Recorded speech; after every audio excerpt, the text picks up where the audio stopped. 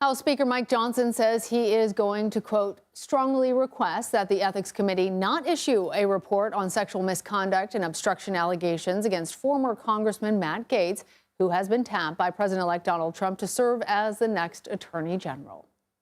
I do not believe that that is an appropriate thing. It doesn't follow our rules and traditions, and there is a reason for that, because it would open a Pandora's box. I don't think that's a healthy thing for the institution. Gaetz resigned from the House on Wednesday. He had been under investigation by the Ethics Committee for multiple misconduct allegations. That investigation stopped once he resigned. For more, I want to bring in CBS News congressional correspondent Scott MacFarlane. So, Scott, we just heard Speaker Johnson say he will urge the Ethics Committee to not release the Gaetz report. Will the Speaker potentially face criticism for appearing to bury a report on somebody who is being tapped to run the Department of Defense?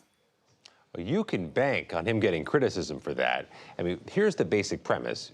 Democrats would argue that Matt Gaetz at this moment, a possible nominee to be the Attorney General of the United States, is standing right next to a political time bomb that is poised to go off and cause all kinds of disruptions to him and to this potential nomination. The Republicans and the House Speaker there have indicated they could be able to change the clock on that time bomb or just diffuse that time bomb by not releasing what's ever in that Ethics Committee investigation of Matt Gaetz. Let's reset the investigation. It was launched back in 2021, April of 2021, amid allegations of sexual misconduct and illicit drug use by Gaetz, allegations he has unequivocally and consistently denied. The findings of that investigation could make revelations that are politically troubling for Matt Gaetz if he goes before the Senate for a confirmation hearing. And it's the senators, the Senate Democrats in particular, who say they want to read this thing before they vote or potentially before they have the hearings on Matt Gaetz. And Republicans have said they'd like to read this too. So there's the issue for House Speaker Mike Johnson. If he tries to impress upon the Republican chair of the Ethics Committee not to release it, senators might have another idea. They can't force the House's hand, but they can try to pressure the House Speaker publicly to make things more transparent. So if the House has to give it up to the Senate, and we already know that some lawmakers have said that the American public has a right to know what this report says, I'm wondering about leaks and whether you think it's just a matter of time before we actually hear what the House committee had to say.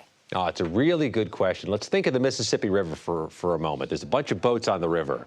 The House Ethics Committee is one of those boats. That's the one that never leaks. It's the most leak-proof ship on the water. It is solid. It's hard to get things out of there. They have no history of leaking things in recent memory of consequence.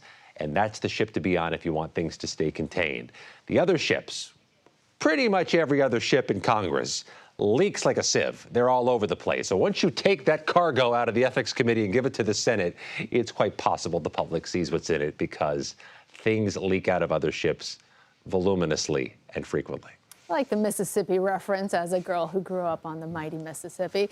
Scott, what more can you tell us about this letter written by Democratic Senators Jeanne Shaheen and Jack Reed to the Pentagon and Attorney General about Elon Musk? Now, there's concern about Elon Musk's conversations, not with President-elect Trump, but with potentially other nations. Is he having conversations with representatives of other countries, potentially Iran?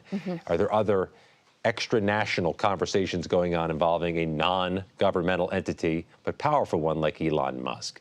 I'd expect the relationship between Elon Musk, the billionaire, the owner of a very powerful social media platform, and other companies, to get more scrutiny from Democrats once this administration begins. Because if he's going to have a role, informal, non-confirmable by the Senate, not under the inspection of the Congress, that's going to be a problem for Democrats, and it may eventually, Lana, be a problem even for Trump's allies in Congress. All right, Scott MacFarlane, thank you.